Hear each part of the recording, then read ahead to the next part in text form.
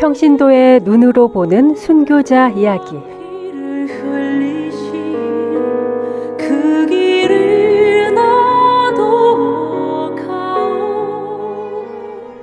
이 시간은 주님을 마음 깊이 사랑하고 순교로 그 사랑을 증명했던 순교자들의 삶과 영성을 따라가 보는 시간입니다.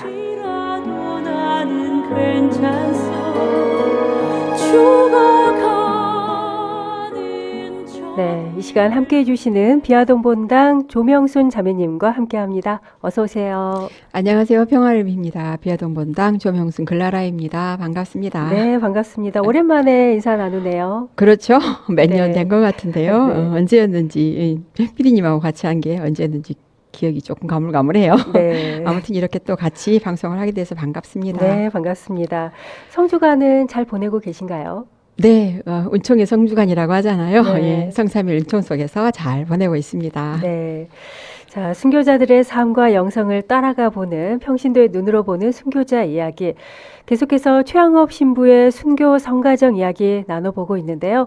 오늘은 이 이야기의 중심이라고 할 수 있는 가경자 최양업 토마스 신부님에 대해서 이야기 나눠보겠습니다. 네, 최양업 토마스 신부님의 탄생부터 말씀을 드리도록 하겠습니다. 네. 1821년 3월 1일 충청남도 청양군 다락골에서 아버지 최경암 프란치스코와 어머니 이성래 마리아 사이에서 장남으로 태어났습니다. 네, 다락골에서 태어났네요. 네, 네, 소년 최양업은 이제 훌륭한 사제가 되겠다는 일념으로 마카오로 길을 떠나죠. 네.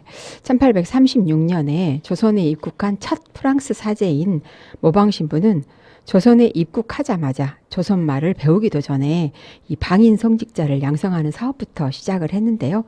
충청도 출신의 최양업 토마스, 또 최방제 프란치스코, 김대건 안드리아 등 이 세 명의 소년들을 신학생으로 선발을 하게 됩니다. 네.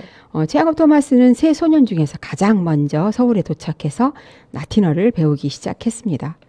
이후 세 명의 신학생들은 서울을 출발해서 6개월 동안 중국 대륙을 횡단한 끝에 1837년 6월 마카오에 있는 파리예방 종교회 극동 대표부에 임시로 설치된 그 신학교에 도착을 했고요. 이곳에서 5년간 공부를 하게 됩니다. 네, 6개월에 걸쳐서 마카오로 그렇죠. 갔네요. 네, 네. 지금은 뭐 비행기로 가면 하루면 그렇죠. 도착하는데 그렇게 어렵게 도착한 마카오에서의 생활은 어땠는지 궁금합니다. 네, 당시 마카오 대표부의 그 책임자인 그 느그레지와 신부님과 부책임자인 리브와 신부, 그리고 중국이나 조선으로 부임하는 길에 그 마카오 대표부에서 대기하고 있던 베르네 신부, 또 메스트르 신부 등이 이 세 신학생들을 가르쳤답니다. 네. 그 과정이 말씀하신 대로 순탄하지만은 않았는데요.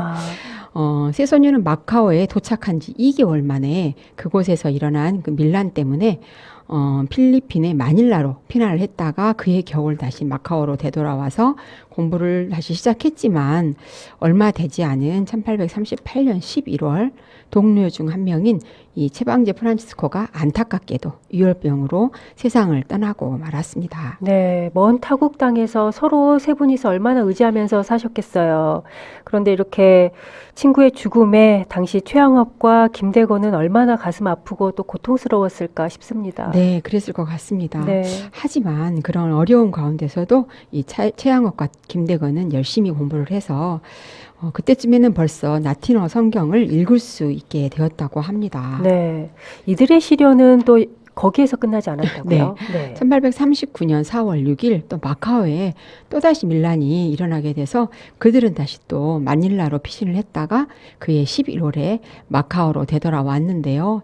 이 마닐라에 피신해 있는 동안에 도미니코회 원장의 초청으로 이 마닐라 근처에 있는 놀론보이 농장에서 그 데플리시 신부의 지도로 두 신학생은 학업을 그나마 계속할 수 있었다고 합니다. 네, 이렇게 마카오에서 함께 동고동락하면서 신학생으로서 학업을 이어가던 두 신학생. 그런데 행보가 엇갈리는 그런 사건이 있었다고요? 네. 1842년 이 아편 전쟁이 끝날 무렵에 프랑스 정부는 군함 두 척을 중국 해안에 파견했는데요. 네. 이때부터 그동안 모든 여정을 함께 했던 이 최양업과 김대건은 서로 다른 행보를 이제 가게 됩니다. 네. 김대건은 1842년 2월 15일에 그 조선 대목구로 배속된 그 메스트르 신부와 함께 그 프랑스 군함인 이 그 에리곤호를 타고 마카오를 떠났고요. 최양업은 그 뒤 5개월 뒤인 7월 17일 만주 요동 대목구로 배속된 그 브루니에르 신부와 함께 파보리트호를 타고 마카오를 떠나서 요동으로 가게 되었습니다. 네, 마카오를 떠나 요동으로 가게 된 최양업 신학생. 그 이후의 행보는 어떤가요? 네. 최양업과 그 브루니에르 신부는 그해 11월 다시 페레올 신부가 있는 그 몽고와 만주의 국경 지방 촌락인 소팔가자로 갔고요. 거기서 최양업은 또 신학 공부를 계속하게 됩니다. 네, 소팔가자. 여기가 당시 만주 지역에서 가장 오래된 교우촌 중에 하나라고요. 네, 그렇습니다. 그리고 1843년 3월에는 이 김대건도 메스트르 신부와 함께 이 소팔가자로 와서 최양업과 함께 신학 공부를 계속했고요. 네. 드디어 이 소정의 신학 과정을 모두 끝낸 두 신학생은 1844년 12월 15일 이 페레올 주교로부터 부제품을 받게 됩니다. 네. 이 둘은 아직 만 24세가 못 되었기 때문에 이 사제서품까지는 받지 못했습니다. 네, 나이가 안 돼서 네, 그렇습니다. 그렇군요. 네. 그렇다면 부제품을 받은 후의 이야기도 계속 전해 주시죠. 네, 이 함께 부제품을 받았던 김대건 부제가 이 조선에 들어오기 위한 여러 시도 끝에 1845년 1월 압록강을 건너서 조선에 입국을 하게 되고요. 네. 또 그리고 다시 페레올 주교를 모셔오기 위해서 이 작은 어선을 타고 상해로 갔다가 1845년 8월 17일 만 24세가 이때는 됐어요. 그래서 김대건 부제는 사제로 서품을 받게 되었고요. 페레올 주교와 함께 1845년 10월에 조선 입국에 성공하게 되었는데요. 네. 사제가 돼 고국에 돌아간 김대건 신부님과는 달리 이 최양업 토마스 부제가 사제품을 받고 조선에 들어오기까지는 정말 오랜 시간과 또 갖은 노력이 있었다고 들었습니다. 네, 그렇습니다. 이 소팔가자에 남아있던 이 최양업 토마스 부제와 메스트르 신부는 페레올 주교의 지시를 기다리면서 1846년 1월 20일경에 조선 입국을 시도하다가 실패를 했고요. 또다시 입국의 기회를 기다리던 그들은 만주 요동 대목구장 직무대행인 베르네 신부를 도와서 그 요동 대목구 학생들에게 글을 가르치고 또 신자들에게 성사를 주면서 1846년 한 해를 이렇게 보내게 됩니다. 그리고 그해 12월 말에도 조선 입국을 다시 시도했지만 또다시 실패하고 맙니다. 아, 네. 여러 번의 입국이 실패하면서 얼마나 좀 힘들었을 것 같아요. 마음적으로. 너무 네. 안타까운데 사실 지금도 나라 간의 국경을 오간다는 게 쉽지는 않은데 그렇죠. 그때 당시에는 얼마나 삼엄했을까 하는 생각이 들어요. 네, 그렇습니다. 이 거듭된 입국 실패였지만 아마 그것도 하느님 계획 안에 필요했던 모양입니다. 네. 그 사이 의미 있는 일을 하게 된 건데요. 조선 입국에 실패한 최양업 부제와 메스트르 신부는 1847년 1월 홍콩으로 자리를 옮긴 그 파리해방 정교회 극동 대표부로 되돌아왔고요. 1847년 1월부터 7월까지 이 홍콩에 머무는 동안에 이 페레올 주교의 명에 따라서 조선 순교자들의 전기를 라틴어로 번역하게 됩니다. 네. 이 전기는 그 조선에서 일어난 1839년 이 기해박해와 1846년 병호박해 중에 순교한 분들의 행적을 그 현성문 가롤로와 이제이 토마스가 수집했던 것을 페레올 주교님이 프랑스어로 집필한 것이었는데요. 이 자료를 이 최양업 부제가 번역하게 된 거죠. 그만큼 이 최양업 신부님의 라틴어 실력이 뛰어났던 겁니다. 네. 이 자료는 훗날 그 79위의 복자가 탄생하는데 기초가 된 귀한 자료였습니다. 네, 하느님의 어떤 섭리가 또 느껴지는 네. 부분이네요. 홍콩에 머물게 하신 이유가 네. 있었네요. 이렇게 이후에도 최양업 부제는 조선으로의 입국을 계속해서 시도를 하나요? 네, 1847년 7월과 또 1848년 초, 또 그리고 1849년에도 이 최양업 부제와 메스트르 신부는 해로로 조속 입국을 시도했지만 번번이 실패하고 말았고요. 네. 이 1849년 4월 15일 최양업 부제는 중국 강남 대목구장인 마레스카 주교로부터 사제서품을 드디어 받게 됩니다. 네. 이제 사제가 된 최양업 신부는 1849년 5월 육로로 조선 입국을 시도해 보려고 그 조선 국경에 인접해 있는 요동으로 왔고요. 그해 12월 다시 조선 입국을 시도를 해서 드디어 압록강을 건너서 서울에 도착을 하게 됩니다. 네, 아유, 축하드립니다. 그럼 얼마 만에 이 고국 땅으로 돌아오게 된 건가요? 네. 최양호 신부가 신학 공부를 하기 위해서 조선 땅을 떠난 지는 13년 만에 귀국이었고요. 네네. 1845년부터 이 귀국을 시도한 지 5년여 만에야 조선에 입국하는데 네. 성공한 것입니다. 그 지난하고 힘든 과정에서 최양업 신부가 스승들에게 썼던 편지를 보면 그가 얼마나 겸손한 사람이었고 또 하느님의 뜻에 자신을 온전히 맡기고 의지하면서 주님 안에서 자신의 의무를 다했던 사람이었는가가 잘 드러나 있습니다. 또 그런데 그 사이 어려움도 많았던 것 같아요. 1846년 12월 이 스승인 느그리지와 신부님에게 보내는 서한을 보면요. 거기 내용에 극도의 빈곤과 허약으로 시달리고 있다는 내용이 나오는데요. 네. 그 대목을 읽으면서 참 마음이 아팠습니다. 네. 정말 그렇게 천신만고 끝에 꿈에 그리던 고국에 돌아왔습니다. 그 열정이 얼마나 불타올랐을까 싶어요. 네. 그래서 조선 땅 이곳저곳을 돌면서 사목 활동을 하셨을 것 같은데 어떤가요? 그렇죠. 네. 이 조국에 귀국한 최양업 신부는 서울에서 하룻밤을 딱 지내고 곧바로 충청도로 가서 페레올 지교님을 만나서 또 하룻밤을 거기서 지내고는 그 이후로 단 하루도 쉬지 않고 다음 날부터 성무 집행을 시작을 합니다. 네. 1851년에는 이 페레올 지교님의 건강이 날로 이렇게 악화되고 있었고요. W 신부님도 계속 병약했기 때문에 최양업 신부는 이 경기도, 강원도, 충청도, 경상도, 전라도 등으로 끊임없이 이 사목 활동 여행을 강행하면서 이 피로와 궁핍을 감수해야만 했습니다. 네. 그래서 최양업 신부님을 기류의 목자라고도 불리는 거군요. 그렇죠. 네. 최 신부님이 남긴 여러 통의 편지가 지금까지도 전해지고 있다고요? 네, 최양업 신부는 거의 매년 스승 신부들에게 편지를 보냈는데요. 이 느그레지와 신부와 리부아 신부에게 총 19통의 편지를 보냈답니다. 네. 이 주옥 같은 편지들은 최양업 신부님의 영성은 물론이고요. 사목 활동 중에 있었던 수많은 이야기를 정말 소상히 알 수 있는 정말 소중하고 귀한 자료로 우리 후손들에게 남겨져 있어서요. 당시 최양업 신부님의 다양한 활동 모습과 또 면면들을 자세히 들여다볼 수 있게 해주고 있습니다. 네, 최양업 신부님이 남긴 8번째 서한을 보면 박해로 어려운 상황에서 전교에 유용한 우리나라의 두 가지 풍습을 소개한 내용이 있는데요. 자매님께서 그 해당 부분을 소개해 주시면 좋겠습니다. 네.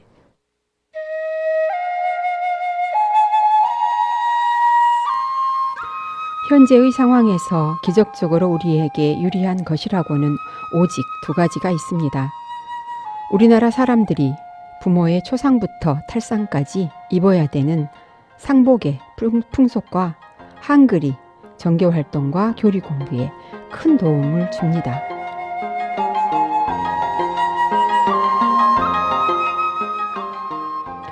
첫째, 상복이 정교활동을 도와주는 풍속입니다.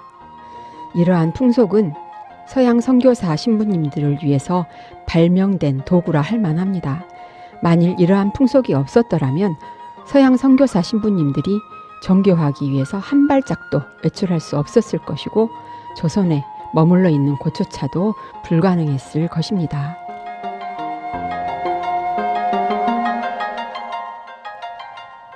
둘째, 한글이 교리 공부하는 데 매우 유용합니다. 우리나라 알파벳은 10개의 모음과 14개의 자음으로 구성되어 있는데 배우기가 아주 쉬워서 10살 이전의 어린이라도 그를 깨우칠 수가 있습니다. 이 글이 사목자들과 신부님들의 부족을 메우고 강론과 가르침을 보충하여 줍니다. 쉬운 한글 덕분으로 세련되지 못한 산골에서도 신자들이 빨리 천주교 교리를 배우고 구원을 위한 흉계를 받을 수가 있습니다.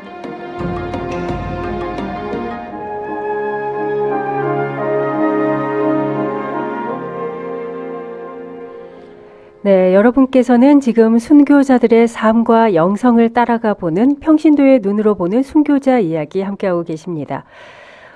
그렇다면 자매님, 이 최양업 신부님의 또 다른 별명이 땀의 순교자잖아요. 네. 그만큼 많이 걸어 다니셨다고 들었는데 도대체 얼마나 걸으신 건가요? 네, 최양업 신부는 건강한 편이었지만 그의 관할 구역은 전국 8개 중에서 8개 도 중에서 5개 도에 두루 산재에 있었고요. 공소만 해도 127개나 되어서요. 1년이면 7,000여리를 두루 다녀야 했답니다. 그는 또 그런 엄청난 공소 순회 외에도 교우들을 위해서 책을 저술하는 일을 맡았었는데요.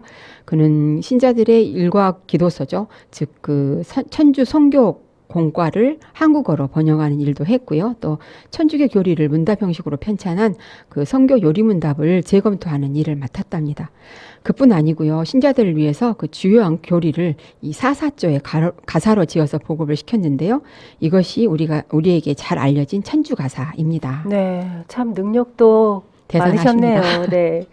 이렇게 당시에는 또 박해 상황이었잖아요. 네. 그런 상황 속에서 전국 곳곳을 이렇게 다니면서 사목 활동을 이어가다 보면 건강이 정말 나빠지셨을 것 같은데, 그렇죠. 네, 어떻게 또 이렇게 순교하시게 되신가요? 이 최양호 신부님은 1861년 6월에 이 사목 활동을 보고하려고 서울로 가던 길에 과로로 인해서 장티푸스에 걸리고 말았는데요. 네.